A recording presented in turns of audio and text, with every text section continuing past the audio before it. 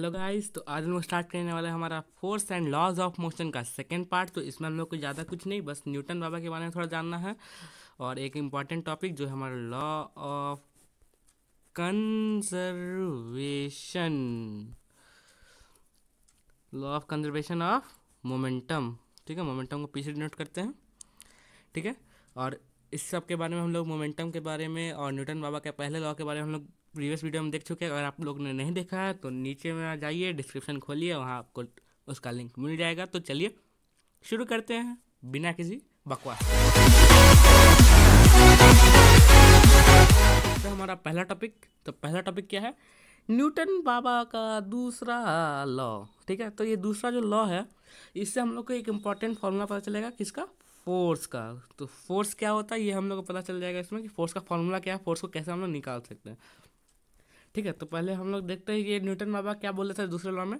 तो it states that the unbalance force. तो अब भैया ये अनबैलेंस फोर्स के बारे में हम डिस्कस कर लिए थे पहले वीडियो में, लेकिन इस बार फिर से बता रहे हैं कि जो अगर कोई ऑब्जेक्ट है, ठीक है, उसमें अगर हम लोग कुछ फोर्स मान लेते हैं, एफ फोर्स लगाते हैं, कैपिटल एफ लिख लेते हैं इसको, एफ फोर्स लगाते हैं, तो उसमें क्या होगा? कोई एक्सेलरेशन प्रोड्यूस होगा, उसको ए मान लेते हैं। ठीक है, तो इसमें क्या होता है हमारा कि हम लोग उसमें फोर्स लगा रहे हैं, उसमें एक्सेलरेशन प्रोड्यूस हो रहा है, और इसी के तरह उसका उल्टा है बैलेंस फोर्स। उसमें हम लोग उसका जो होता है नेट फोर्स जो होता है जीरो हो जाता है, उसमें एक्सेलरेशन जो है, बैलेंस फोर्स में एक्सेलरेशन नहीं होता है। ठीक है, बैलेंस फोर्स में एक्सेलरेशन नहीं होता है, और जो अनबैलेंस फोर्स है उसमें एक्सेलरेशन होता है और वो मूव करता है। ठीक है, तो अब हम लोग आगे देखते हैं और न्यूटन बाबा क्या क्या बोले थे इसमें। तो इसको पहले थोड़ा मिटा देते हैं। तो उसके बाद क्या लिखा है? Which is applied to a body, unbalance force which is applied to a body, मतलब कोई बॉडी है, ठीक है, उसका ऊपर हम लोग क्या लगा रहे हैं? अनबैलेंस फोर्स लगा रहे हैं। ठीक है, in order to move it is directly proportional to the rate of change of momentum. ठीक है, rate of change of momentum. तो इसको हम लोग समझते हैं कि क्या बोलना चाह रहा है। ठीक है, जैसे कि कोई ऑब्जेक्ट है, उस पर हम लोग एफ फोर्स लगा रहे हैं, इस बॉडी रेस्ट पे था। ठीक है, तो इसका इनिशियल वेलोसिटी क्या हो जाएगा? जीरो। ठीक है, जीरो नहीं, हम लोग इनिशियल वेलोसिटी मान लेते हैं सब कुछ, कि अगर कोई बॉडी मूव भी कर रहा होगा तो भी उस केस में भी, ठीक है, तो उसमें जो रोकिएगा उसको, अगर उसको अपोज करने आएगा कोई फोर्स, मतलब ये बॉडी इधर मूव कर रहा है, उसको रोकेगा। ठीक है, तो उस कंडीशन में भी होता है, तो उसका हम लोग इनिशियल वेलोसिटी हो जाएगा। ठीक है, और एक फाइनल वेलोसिटी हो जाएगा, जो इसमें या तो मोशन प्रोड्यूस कर रहा है या तो मोशन रोक रहा है। ठीक है, अपोज कर रहा है। तो इसको हम लोग कुछ इस तरह से देख सकते हैं। तो न्यूटन बाबा क्या बोले थे? Rate of change of momentum. तो हमारा इधर इनिशियल मोमेंटम क्या हो गया? ठीक है, इनिशियल मोमेंटम, हम लोग इसको इनिशियल मोमेंटम को पी यू समझ लेते हैं। ठीक है, अब फाइनल मोमेंटम को पी वी। ठीक है, तो इनिशियल मोमेंटम यहाँ क्या हो जाएगा हमारा? वो पहला कितना वेलोसिटी था उसका? यू था, और मास तो उसका एम रहेगा। कोई भी ऑब्जेक्ट है उसका मास एम है। ठीक है, वो मूव करके यहाँ पहुँच गया। ठीक है, तो उसका इनिशियल वेलोसिटी तो यू था, और उसका फाइनल वेलोसिटी हम लोग वी मान लेते हैं, मानते हैं अभी। उसके बाद आप वो उसी वैल्यू में पुट कीजिएगा तो आपको वो वैल्यू आ जाएगा। ठीक है, तो यहाँ भी हम लोग देखते हैं पहले। तो कोई फोर्स लगा उसके ऊपर, तो उसका इनिशियल वेलोसिटी यू था, तो उसका इनिशियल मोमेंटम क्या हो जाएगा हमारा? मोमेंटम क्या होता है? पी इज इक्वल्स टू होता है एम वी, मतलब मास इंटू वेलोसिटी। इधर वी का मतलब वेलोसिटी है। ठीक है, बस वेलोसिटी, इनिशियल फाइनल ये नहीं पता, तो हम लोग इसको इनिशियल के केस में क्या लिख सकते हैं? एम यू, क्योंकि उसका इनिशियल वेलोसिटी यू माने थे। अब फाइनल वेलोसिटी क्या माने थे हम लोग? वी माने थे। ठीक है, तो फाइनल वेलोसिटी क्या हो गया हमारा? सॉरी, फाइनल मोमेंटम हो जाएगा एम वी। ठीक है, अब इसने क्या बोला? Rate of change of momentum, मतलब मोमेंटम चेंज हो रहा है। ठीक है, momentum change in the sense हो जाता है हमारा, मोमेंटम चेंज हो रहा मतलब क्या? एम यू से जो है एम वी आया। ठीक है, एम वी, अब एम वी तो उससे बड़ा ही होगा। एक केस में आप मान लीजिए एम वी बड़ा ही होगा। रेट ऑफ चेंज अगर चेंज होता है, आप अब बोलिए कि हम वन को टू में चेंज कर दिए, तो आप क्या करते हैं उसमें? कितना आप चेंज किया? टू माइनस वन करते हैं, या तो फोर को माइनस वन में चेंज कर दिए, फोर को, रुकिए अब आपको दोनों केस का एग्जांपल देते हैं। या तो आप फोर को जो है माइनस वन में चेंज कर दो, आप कितना आगे या कितना पीछे गया, तो क्या हो जाता है यहाँ पे? Minus one, minus four, minus five. आप माइनस फाइव ना बढ़े, आप माइनस फाइव। ठीक है, तो वैसे ही इसमें भी होता है। ठीक है, तो यहाँ हम लोग क्या लिखेंगे इसको? M we minus m u. ठीक है, अब इसमें एक चीज़ बोला गया है। ठीक है, रेट ऑफ चेंज। ठीक है, तो यहाँ पे हो जाएगा हमारा रेट ऑफ चेंज मतलब बाई टी, टाइम। रेट मतलब क्या होगा? टाइम। और एक और चीज, डायरेक्टली प्रोपोर्शनल बोला है, प्रोपोर्शनैलिटी का साइन होता है यहाँ पे इस टाइप से, प्रोपोर्शनैलिटी फोर्स, ठीक है। Force is directly proportional to rate of change of momentum हो गया यहाँ पे, रेट भी हो गया, चेंज ऑफ मोमेंटम भी हो गया, ठीक है। अब इसी से हम लोग डिराइव करेंगे, ठीक है। तो यहाँ आप देखिए, ये तो चीज़ समझ में आ गया आप लोग को, इसको थोड़ा अच्छे से लिख देते हैं। तो है क्या आपका, f is directly proportional to M we minus m u upon T, ठीक है। अब हम लोग क्या करते हैं इसमें, देखिए बेसिक मैथमेटिक्स, ठीक है।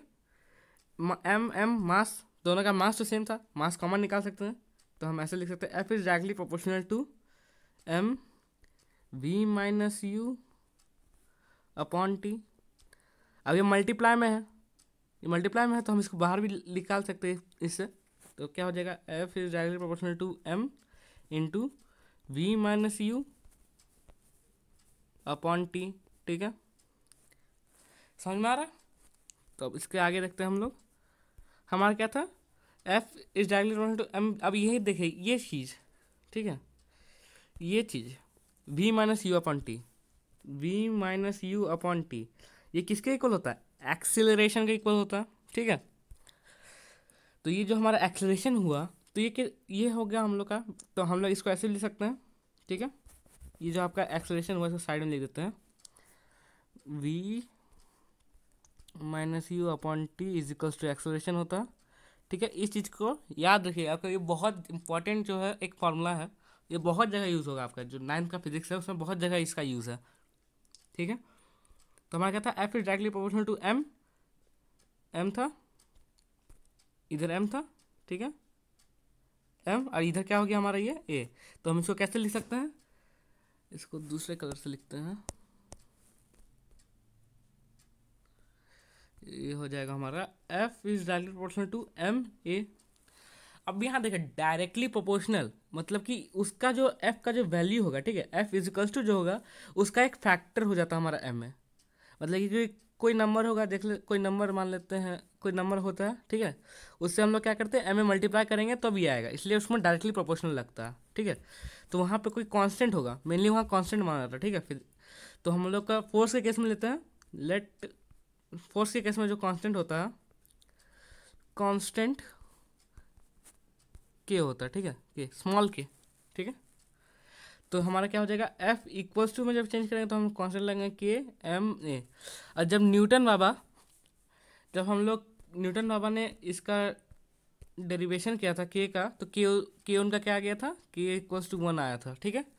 तो मतलब हम लोग क्या लिख सकते हैं, हम लोग सिंपली हम लोग क्या लिख सकते हैं, F is equals to M A, क्योंकि क्या था, के 1 था, के हमारा क्या था, के था हमारा 1, ठीक है। तो के 1 था तो मतलब के का कोई वैल्यू तो मतलब 1 से मल्टीप्लाई हो गया तो सब खत्म हो गया उसका।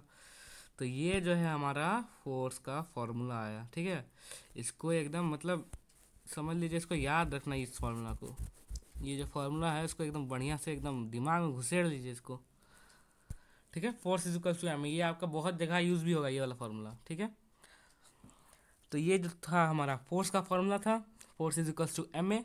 अब यह इसको आप लोग का एग्जाम में जो है ये आपका प्रूफ भी करने आता है, तो लेकिन इसको ऐसे प्रूफ मत कीजिएगा, घिच पिच ऐसा मत कीजिएगा, उसको बढ़िया से एकदम, जहाँ आप क्या किसको क्या माने हैं, जैसे एफ क्या है आपका, एफ फोर्स है वो आपको लिखना पड़ेगा, वेयर एफ इजिकल टू ऐसे करके, वेयर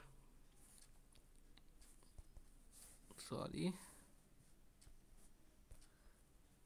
वेयर क्या हो गया, एफ इजिकल्स टू फोर्स, ठीक है, P U is equals to initial momentum, P V is equals to final momentum, ऐसा करके आप लिखना पड़ेगा, दिखाना पड़ेगा, पूरा एक्सप्लेन में लिखना पड़ेगा उसको। अगर आपको बोला जाए न्यूटन का सेकंड लॉ, तो आप अगर इसको लिख दिए तो भैया चांदी चांदी हो जाएगा ये फार्मूला, ठीक है। तो अब आगे बढ़ते हैं हम लोग, न्यूटन बाबा का थर्ड लॉ, ये बहुत मतलब फेमस लॉ है, आप लोग अगर बहुत जगह देखे होंगे तो ये बहुत जगह बताया भी गया होगा, ठीक है।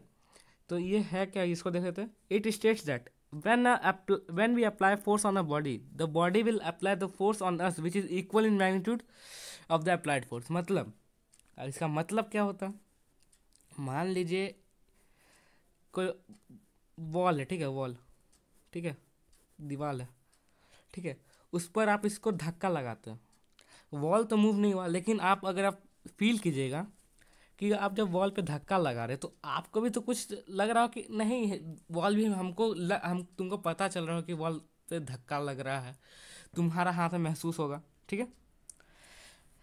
तो अब आप अगर इसमें एक और काम कर सकते हैं आप, कि अगर आप वॉल पे एक जोरदार, अगर आप अपने हाथ से आप मारते हैं वॉल पे, अपना हाथ से ऐसे मारते हैं, ठीक है, पंच मारते हैं, मान लीजिए पंच मारे आप, ठीक है, तो वॉल को तो मानते कुछ नहीं होगा, लेकिन आपको तो होगा ना, ये तो गुस्सा में बहुत जन होता है वॉल पे मारता, तो वॉल को तो जितना वॉल के ऊपर फोर्स लगे उतना ही फोर्स से आपको अपने हाथ में दर्द होगा, ठीक है। इसलिए आप देखते हैं, आप जितना कस के आप वॉल पे फोर्स लगाइएगा उतना ही कस के उतना ही कस के आपका हाथ में दर्द होगा। क्यों? क्योंकि वो वॉल भी उतना ही फोर्स से आपको हिट कर रहा है, ठीक है। और इसको हम लोग क्या बोलते हैं, when every action has an equal and opposite reaction. ये स्टेटमेंट बहुत जगह बोला जाता है, ठीक है। ये थोड़ा डिस्क्राइब में है और ये थोड़ा शॉर्ट में, इसको आप बहुत जगह सुनेंगे, every action has an equal and opposite reaction, ठीक है। तो न्यूटन बाबा ये भी बताए थे, ठीक है। अगर लेकिन जो पंच वाला बोले वो ट्राई मत कीजिएगा, बहुत बुरी तरीके से चोट लगेगा, ठीक है। अब इसका जो यूज़ होता है उसका एक एग्जांपल है प्रोपल्शन ऑफ रॉकेट। प्रोपल्शन मतलब कि जैसे कि कोई रॉकेट है, एक रॉकेट बना लेते हैं, ठीक है, यहाँ हो गया इसका थ्रस्टर, ठीक है, एलियन टाइप का लग रहा है, अच्छा ठीक है, रॉकेट है समझ लीजिए। इसका जो यहाँ से वो क्या करता है, आपका ऊपर तो जाने के लिए फोर्स नहीं लगाता है, वो क्या करता है ज़मीन के ऊपर यहाँ नीचे में फोर्स लगाता है, ठीक है, नीचे में फोर्स लगाता है। और जितना अब यहाँ न्यूटन के थर्ड लॉ के मुताबिक every action has an equal and opposite reaction, तो क्या करेगा, अर्थ भी उसका ऊपर फोर्स लगाएगा उतना ही, जितना कस के वो फोर्स लगाए उतना ही फोर्स से वो भी रॉकेट को ऊपर धकेलेगा। और इसी कारण से जो है रॉकेट प्रोपल्शन होता है, इसका मतलब ऊपर जा पाता है इसी कारण, ठीक है। वो लगाता है नीचे force, force applied by rocket, मतलब कुछ इस टाइप से आपका, ठीक है, ओके, मतलब कुछ इस टाइप का होगा आपका। इसको अच्छा से लिख के बताते हैं कि यहाँ हो गया आपका force applied by rocket, F R मान लेते हैं, और जो होगा रिएक्शन फोर्स, ठीक है, तो फोर्स ऑफ रिएक्शन या फोर्स ऑफ ग्राउंड मान लेते हैं, यहाँ पे force of ground, applied ground, ठीक है, तो इसको जी मान लेते हैं, F G, force applied by ground, ठीक है। ये जो है आपका दोनों इक्वल इन मैग्नीट्यूड होगा, लेकिन अपोजिट इन डायरेक्शन होगा। ये नहीं कि मतलब कि ये जो है कि नीचे लगा रहा है तो ये भी नीचे लगाएगा, ऐसा नहीं, दोनों अपोजिट साइड में होगा। जैसे कि आपका फ्रिक्शन होता है, फ्रिक्शनल फोर्स, ठीक है, फ्रिक्शन तो जानते ही हैं, फ्रिक्शन ये क्या, इसको हम लोग क्या बोलते हैं, अपोजिंग फोर्स बोलते हैं। फ्रिक्शन क्या बोलते हैं हम लोग, अपोजिंग फोर्स, अपोजिंग फोर्स, ठीक है। ये आप लोग 8 में पढ़ेंगे फ्रिक्शन के बारे में, ठीक है। तो फ्रिक्शन क्या होता है, अपोजिंग फोर्स मतलब, अपोजिंग फोर्स मतलब क्या होता है कि जैसे कि कोई ऑब्जेक्ट है, हम इसको यहाँ धक्का मारे तो फ्रिक्शन कहाँ एक्ट करता है, इस डायरेक्शन में एक्ट करता है, ठीक है। जितना हम लोग फोर्स लगाएंगे उतना फ्रिक्शन एक्ट करेगा, लेकिन फ्रिक्शन का भी कुछ लिमिटेशन होता है। इसलिए जब हम लोग फ्रिक्शन को ओवरकम करने से ज़्यादा फोर्स लगा लिए, मतलब फ्रिक्शन है मतलब क्या, यहाँ कंडीशन बनता है जब आपका फ्रिक्शन को हम लोग क्या करते हैं, अप्लाइड फोर्स को हम मान लेते हैं एफ ए, और फ्रिक्शनल फोर्स को हम लोग मान लेते हैं एफ एफ, ठीक है, ठीक है। जब आपका अप्लाइड फोर्स बड़ा हो फ्रिक्शन से अगर अप्लाइड फोर्स छोटा होगा तो वो मूव नहीं करेगा, ठीक है। फ्रिक्शन से अगर अप्लाइड फोर्स क्या होगा, फ्रिक्शन से अगर अप्लाइड फोर्स क्या होगा, इक्वल होगा तो भी मूव नहीं करेगा, लेकिन फ्रिक्शन से अगर अप्लाइड फोर्स बड़ा होगा तब मूव करता है। तो इस तरह से मतलब कि फ्रिक्शन है। अब ऐसा नहीं है कि हर कंडीशन में जो है आपका अप्लाइड फोर्स वहाँ पे, इस कंडीशन में आपका अप्लाइड फोर्स जो होगा, यहाँ पे आपका हाथ आप जिससे फोर्स लगा रहे हैं और जो बॉक्स का ऊपर जो होगा वो दोनों इधर इस केस में इक्वल हो जाएगा, क्योंकि और यहाँ पे ये भी होता है कि यहाँ पे जो एक लौता फोर्स जो है, आप जो फोर्स अप्लाई कर रहे हैं एफ पे जो है, वो एक लौता फोर्स है जो इसका डायरेक्शन बता सकता है कि फ्रिक्शन आप जिस डायरेक्शन से लगाएगा उसका ऑपोजिट में लगेगा। जरूरी नहीं है कि आप अगर आप यहाँ से लगाएंगे फोर्स तो वो फ्रिक्शन यहाँ से लगेगा, ठीक है। तो इसलिए जो एफ ए जो है यहाँ पे, यहाँ जो एफ ए है, ठीक है, वो एक लौता फोर्स है, उसका डायरेक्शन बताता है, इसलिए यहाँ पे मूवमेंट हो पाता है। ठीक है, ये आपका हॉर्स कार्ट का केस में भी होता है, हॉर्स कार्ट में सेम कंडीशन होता है। ठीक है, हॉर्स कार्ट कि हॉर्स जो है आपका चल रहा है कुछ इस टाइप से, हॉर्स जो है आपका जैसे यहाँ पे आपका हॉर्स हुआ, हॉर्स है वो इधर जा रहा है, तो यहाँ पे भी तो फ्रिक्शन एक्ट करेगा, लेकिन हॉर्स का जो फोर्स है वो एक लौता फोर्स है। ठीक है, यहाँ पे आप समझिए फ्रिक्शन तो लग रहा है, लेकिन एक और चीज़ तो होता है, जब वो हॉर्स चल रहा है तो अपना पैर जो उसका वो पीछे अर्थ पे फोर्स लगा रहा है, तो अर्थ भी इक्वल एंड अपोजिट फोर्स लगाएगा तो आगे बढ़ेगा, है ना। फ्रिक्शन है, लेकिन फ्रिक्शन को ओवरकम कर सकते हैं हम लोग। ठीक है, लेकिन वो जो ग्राउंड के ऊपर जो फोर्स लगा रहा ना, और जितना स्पीड जितना एक्सेलरेशन उसके पैर में हो रहा वो दोनों इक्वल होगा, फ्रिक्शन अपना रहता है अपना जगह पे। ठीक है, तो ये था हमारा, ये जो था हमारा थर्ड लॉ ऑफ मोशन था। ठीक है, अब यहाँ पे हम देखते हैं law of conservation of momentum, जो कि है हमारा एक बहुत ही बड़ा और धांसू सा टॉपिक है। ठीक है, तो इसमें अब हम लोग देखेंगे कि क्या होता है, ये लॉ क्या स्टेट करता है, ये लॉ में क्या बताया गया है, और बहुत कुछ इसका फॉर्मूला कैसे हुआ, ये कब होता है, कैसे होता है, सब हम लोग देखेंगे यहाँ पे। यहाँ पे आपका लॉ ऑफ इनर्शिया का भी यूज़ होगा। लॉ ऑफ इनर्शिया, आप इसको लॉ ऑफ इनर्शिया भी समझ सकते हैं एक तरह से, कि इनर्शिया के कारण जो है मोमेंटम आता है। ठीक है, और इनर्शिया क्या होता है, इनर्शिया जो है हमारा क्या होता है, मेनली मास का डायरेक्टली प्रोपोर्शनल होता है। ठीक है, तो मास बढ़ा तो इनर्शिया बढ़ा। इनर्शिया आप समझ सकते हैं, क्योंकि जैसे कि इनर्शिया में बहुत सारा होता है कि अगर आप बस चल रहा है, ठीक है, आप अंदर में बैठे हैं, अगर बस अचानक से रुक जाए तो, लेकिन आप तो आगे जर्क करेंगे, तो वो सब इनर्शिया हो गया। तो यहाँ पे भी एक तरीका से आप समझ सकते हैं, जैसा हम एग्जांपल नहीं उसमें आपको ये समझ में आएगा कैसे। तो it states that in a collision, collision मतलब क्या होता है, कोलिजन मतलब होता है टकराना, मतलब कि इधर से मान लीजिए कोई कार आया, ठीक है, यहाँ कोई कार आया, इधर से भी कोई कार आया, ठीक है, यहाँ से कार आया, यहाँ से कार आया, टक्कर हो गया, इस पोजिशन पे दोनों आके टकरा गया। ठीक है, टक्कर होगा तो ऐसे तो टक्कर हो सकता है। ठीक है, एक कंडीशन जो हमारा टक्कर का कुछ इस टाइप से होगा, और एक और कंडीशन टक्कर का, आप लोग मेनली जब रोड पे चलाते होंगे, साइकिल चलाते होंगे, ठीक है, आप जैसे यहाँ पे मान लीजिए कोई आप साइकिल चला रहे हैं, ठीक है, साइकिल एक कार ही मान लेते हैं, कार जो है स्लो स्पीड में चल रहा है, यहाँ पे आप पीछे से जो है इसका स्पीड स्लो है, वेलोसिटी कम है इसका, और पीछे से जो है एक और कार आ जाता है, ठीक है, इसका वेलोसिटी जो है ज़्यादा होता है, तो क्या हो सकता है, कोई एक पॉइंट पे आगे हम टक्कर हो सकता है। ठीक है, तो ये सब इस कितना टक्कर कैसे होता है। ठीक है, तो हम लोग को लगता है कि वहाँ पे क्या हो जाता है कि कार तो रुक जाता है, एगो कार रुक जाता है, ठीक है, कार रुक गया, आगे का कार तो लेकिन और आगे फेंका जाता है ना, तो क्या होता है, मोमेंटम डिस्ट्रॉय नहीं होता है यहाँ पे, मोमेंटम जो है ख़त्म नहीं होता, मोमेंटम ख़त्म नहीं हो सकता, वो क्या होता है, ट्रांसफ़र होता है, बस ट्रांसफ़र हो जाता है कि इस बॉडी से जो है मोमेंटम इस बॉडी में ट्रांसफ़र हो गया। ठीक है, तो हम लोग यहाँ देखते हैं कि क्या होता है यहाँ पे। ठीक है, इसका फॉर्मूला का डेरिवेशन, एक तो फॉर्मूला होता है यहाँ पे हमारा, क्या होता है, हम लोग क्या, टोटल इनिशियल मोमेंटम। ठीक है, मतलब कि जैसे कि कोई बॉडी है, टक्कर से पहले इसका मोमेंटम यू था, इसका u1 मान लेते हैं, इसका u2 मान लेते हैं, इसका मास m1, इसका मास m2। ठीक है, और टक्कर के बाद आफ्टर कोलिजन, ठीक है, कोलिजन हो गया, टक्कर आ गया, ठीक है, तो टक्कर के बाद इसका जो है वेलोसिटी हम लोग v1 मान लेते हैं, इसका वेलोसिटी v2 मान लेते हैं, इसका मास तो चेंज नहीं होगा, मास तो वही रहेगा। ठीक है, और टक्कर के बाद एक और चीज़ गौर की जाएगी कि जब टक्कर होता है तो जो पीछे वाला बॉडी जो है हम लोग आगे फेंका सकते हैं, आगे क्या तरफ हम लोग जर्क करते हैं। ठीक है, तो वो इनर्शिया का कारण होता है, वही हम बोले थे इसमें इनर्शिया का भी यूज़ होगा। ठीक है, तो अब हम लोग देखते हैं कि इसका फॉर्मूला का डेरिवेशन, मतलब इसका फॉर्मूला क्या बन जाता है हम लोग के पास, इसका फॉर्मूला हो जाता है m1u1 टोटल इनिशियल, मतलब एक इनिशियल हुआ m1u1 m2 u2।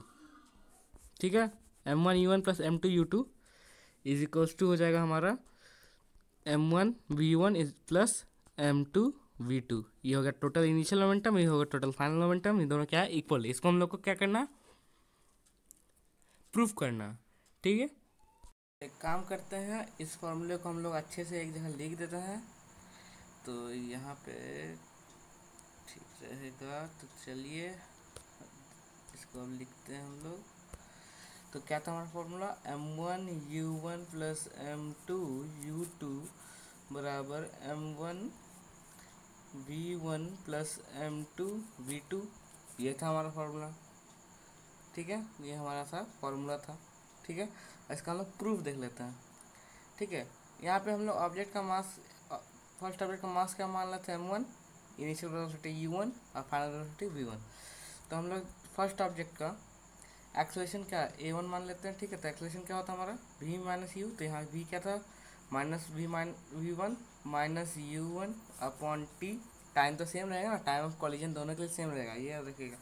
मतलब कि ये जितना देर के लिए इससे टच में आया उतना देर के लिए ये दोनों तो टच में आया ना, ये दोनों उतना ही टाइम के लिए आएगा। अभी हट जाएगा तो इसका भी टचिंग तो हट ही जाएगा ना, जनरल थोड़ा समझ लीजिए इसको।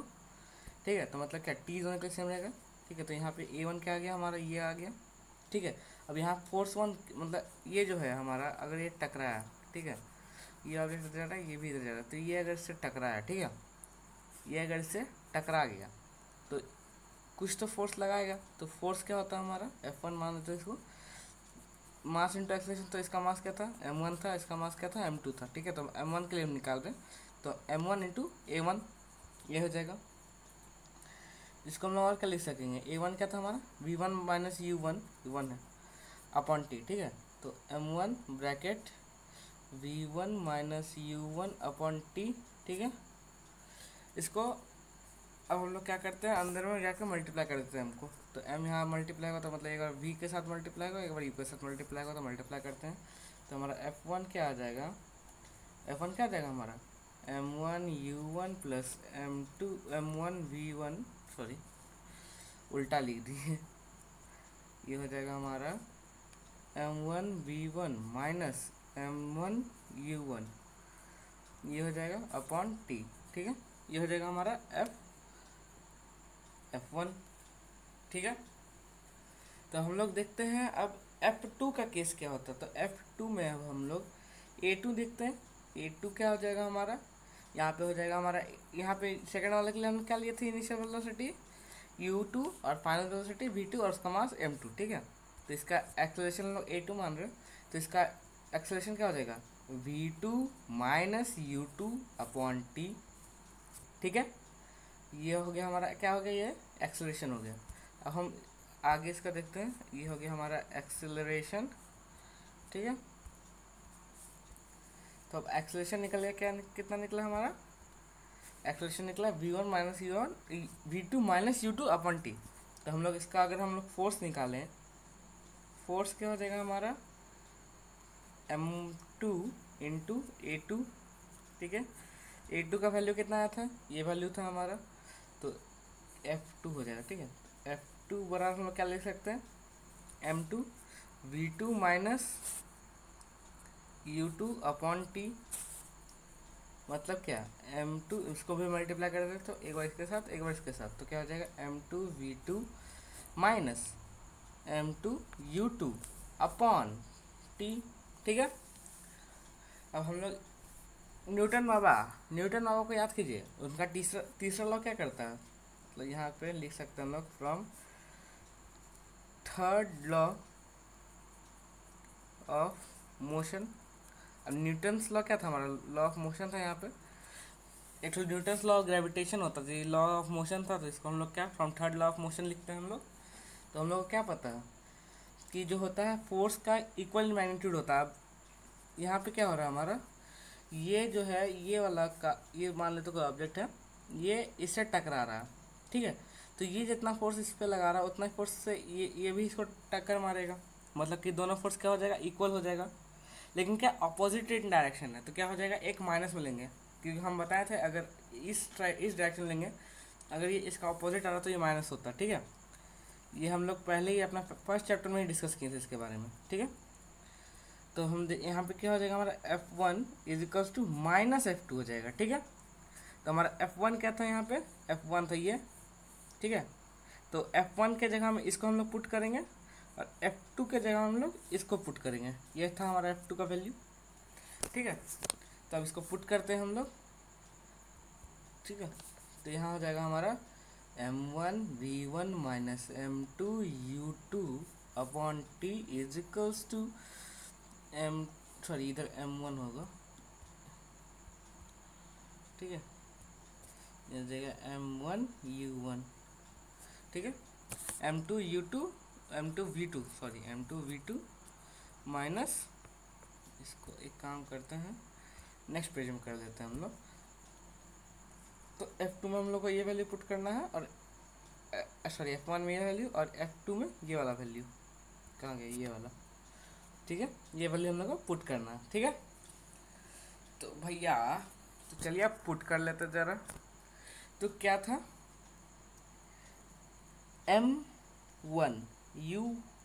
v1 minus m2u2 upon t is equal to m2v2 minus m2u2 upon t।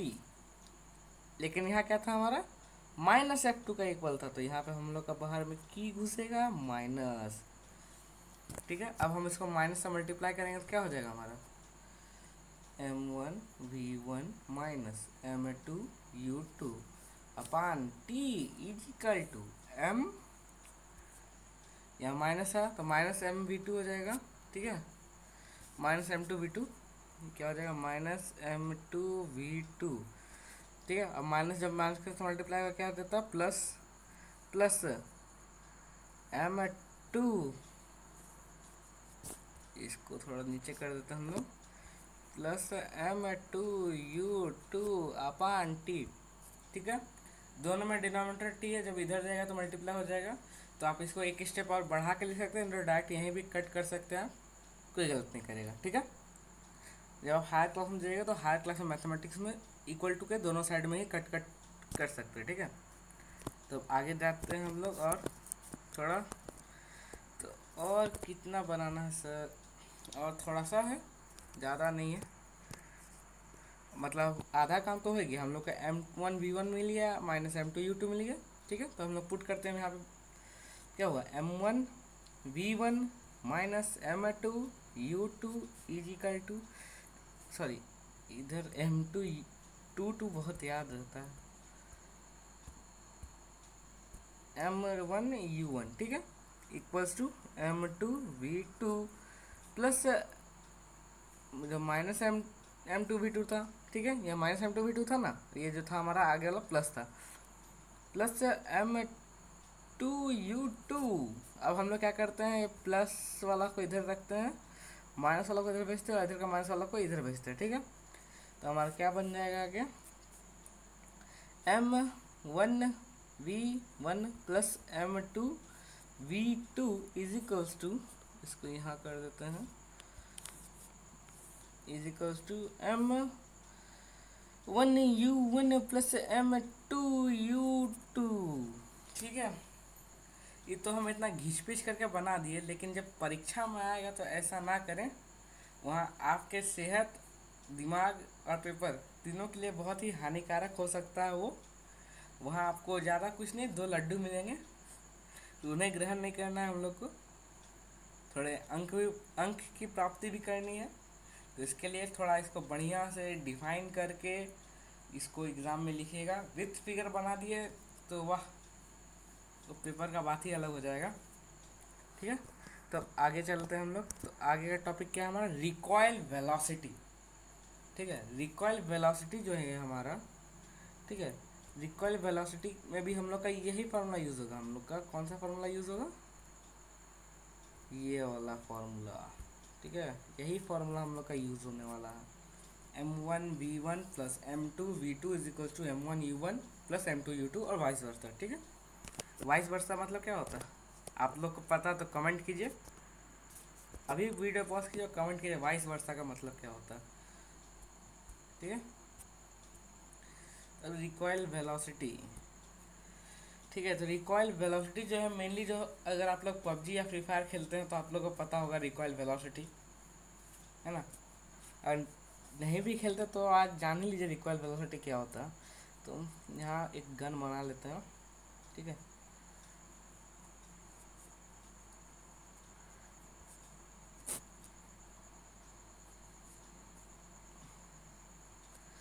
ये बन गया हमारा गन, ठीक है। इससे अगर कोई बुलेट फायर हुआ, ठीक है, आप लोग देखते होंगे, अगर सीआईडी देखते तो वहाँ देखते होंगे कि जब भी वहाँ सीआईडी के ऑफिसर्स जब भी फायरिंग करते हैं दोनों हाथ पकड़ के मतलब गन को फायर करते हैं, वो स्टेबिलिटी के लिए होता है। क्यों होता है? अब यहाँ देखिए, इसका इनिशियल मोमेंटम क्या होता है हमारा, U1 ज़ीरो होता है। ये आपके हाथ में पकड़ा हुआ, इसका इनिशियल मोमेंटम तो ज़ीरो है, ठीक है। अब बुलेट का भी इनिशियल मोमेंटम क्या होता है हमारा, जब गन के अंदर रहता है, इस पोजीशन पर रहता है, यहाँ हैमर रहता है तब वो मारता है, ठीक है। या हैमर से हिट होने का पहले, हैमर से हिट होने का पहले क्या होता है उसका, इसका U2 जो होता है, U2 इसका इनिशियल वेलोसिटी, ये ज़ीरो होता है, ये ज़ीरो होता है। तो यहाँ पे जो हमारा यहाँ पे जो हमारा इनिशियल मोमेंटम हो गया, टोटल इनिशियल मोमेंटम, वो क्या हो गया, ज़ीरो, ठीक है। अब ये ज़ीरो हो गया, गन का मास हम लोग M1 मान लेते हैं और बुलेट का मास M2, ठीक है। तो जब ये बुलेट बहुत स्पीड से जाता है, ठीक है, ये कुछ वेलोसिटी गेन कर लिया, माने तो वेलोसिटी V2। अब ये वेलोसिटी से तो गया, लेकिन इसका जो था नेट जो था वो था हमारा ज़ीरो था। तो हम लोग इसको इस टाइप से देख सकते हैं कि जो हमारा ज़ीरो इज इक्वल्स टू हो जाएगा क्या, हमारा ज़ीरो इक्वल्स टू इसका था V2, ये भी कुछ वेलोसिटी से कहाँ जाएगा, पीछे की ओर जाएगा। क्यों? क्योंकि ये अगर आगे है, ठीक है, और हमको अगर ज़ीरो करना है, आप यहाँ देख सकते हैं एक्सप्रेशन में, मान लेता हूँ पता नहीं इसका वेलोसिटी पॉजिटिव होगा कि नेगेटिव, हमको मानना है, हम लोग क्या कर लेते हैं, हम लोग V1 को जो है x मान लेते हैं, ठीक है, V1 को x मान लेते हैं। तो हमारा इनिशियल मोमेंटम क्या था, total initial momentum zero. Bullet का मोमेंटम क्या था हमारा, मोमेंटम क्या निकल जाएगा, M2 V2, mass into velocity होता है, P is equal to MV। तो क्या M2 V2 प्लस गन का मास M1, और ये हम लोग का वेलोसिटी नहीं पता, x माने थे इसको, ठीक है। अब हम इसको यहाँ ट्रांसपोज करते हैं तो हो जाएगा -M2V2 इज इक्वल्स टू क्या हो जाएगा, M1V1, ठीक है। और ये मास तो इसका कांस्टेंट रहेगा, ठीक है। तो क्या हो जाएगा हमारा, ऐसे भी देख सकते हैं, अगर मास मान लेते कांस्टेंट नहीं है तो भी इस हमारे लोग का क्या आ जाएगा, वेलोसिटी जो है नेगेटिव आ जाएगा, ठीक है। क्योंकि मास तो भैया पॉजिटिव ही रहेगा ना, मास तो पॉजिटिव रहेगा। ये आप लोग आगे पढ़िए मास के बारे में अच्छे से, ग्रेविटेशन चैप्टर में है। और आप लोग बताइएगा, ठीक है, नीचे कमेंट कीजिएगा कि आपको ग्रेविटेशन का एक्सप्लेनेशन कैसा चाहिए, पूरा डीप एक्सप्लेनेशन चाहिए कि सिर्फ NCERT का जैसा ही ऊपर ऊपर से जो है थोड़ा मतलब खींच कर हटा दें, या फिर पूरा डीप में जाना है आप लोग को, ये आप लोग कमेंट करके बताइएगा, ठीक है। तो यहाँ जो है हम लोग का वेलोसिटी क्या आ गया, नेगेटिव में आएगा। अब वेलोसिटी अगर नेगेटिव आया, वेलोसिटी अगर नेगेटिव आया, ठीक है, तो मतलब क्या, वो जो है अगर हम इस डायरेक्शन में लिए हैं तो उसका क्या अपोजिट डायरेक्शन में वेलोसिटी गया था, वो नेगेटिव आएगा। इसके बारे में हम लोग मोशन चैप्टर में पढ़े थे, याद कीजिए, वहाँ पे हम इस सब के बारे में बताए थे। तो इसलिए जो है कि अगर हम लोग गन फायर करते हैं तो ये जो है गन से बुलेट फायर होता है तो गन जो है पीछे आता है, इसी को हम लोग रिकॉइल वेलोसिटी बोलते हैं। रिकॉइल मतलब क्या, जब हम लोग गन फायर किया और ये पीछे आया, रिकॉइल क्या मतलब, कॉइल देखे होंगे आप लोग, कॉइल कुछ इस टाइप का होता है, कॉइल कुछ इस टाइप का होता है ना, देखिए अच्छे से थोड़ा, कॉइल इस टाइप से होता है, अरे क्या बन गया, इस टाइप से होता है, ठीक है। तो कॉइल आप लोग देखते हो थोड़ा स्प्रिंग टाइप का होता है, पीछे आता है, ठीक है ना, स्प्रिंग टाइप का। स्प्रिंग कैसा होता है, दबने के बाद वापस पीछे आ जाता है, तो यहाँ पे भी क्या होता है, फायर होने के बाद जो है गन जो है पीछे आ जाता है, इसलिए इसको हम लोग रिकॉइल वेलोसिटी बोलते हैं। इसका भी फॉर्मूला सेम लगता है, यहाँ पे बस आपका जो टोटल इनिशियल मोमेंटम जीरो लेके इक्वल्स टू आप लगा सकते हैं इसमें, ठीक है। इसका आप लोग को यहाँ पे लगभग फार्मूला इसमें हम बता चुके थे, ये वाला फार्मूला होगा इसका, ठीक है। इसका डेरिवेशन तो समझ में आ ही गया था, और इसका इनिशियल मोमेंटम कैसे जीरो हुआ, टोटल इनिशियल मोमेंटम इधर समझ में आ गया। U2 ज़ीरो है, V2 ज़ीरो है, तो अगर हम लोग U1 को M1 से मल्टीप्लाई करेंगे क्या आ जाएगा हमारा, ज़ीरो। और U2 भी ज़ीरो था तो U2 इंटू M2 क्या हो गया, ज़ीरो। ज़ीरो इक्वल्स टू उधर जो भी था, मतलब M2 V2 ये हो गया, ठीक है। और इस चैप्टर में बस न्यूमेरिकल्स अच्छे से प्रैक्टिस कीजिए। अगर आप लोग चाहते हैं तो बोलिएगा कमेंट में, एक न्यूमेरिकल्स का अलग से वीडियो भी बना दूंगा मैं, ठीक है। Thanks for watching, bye bye.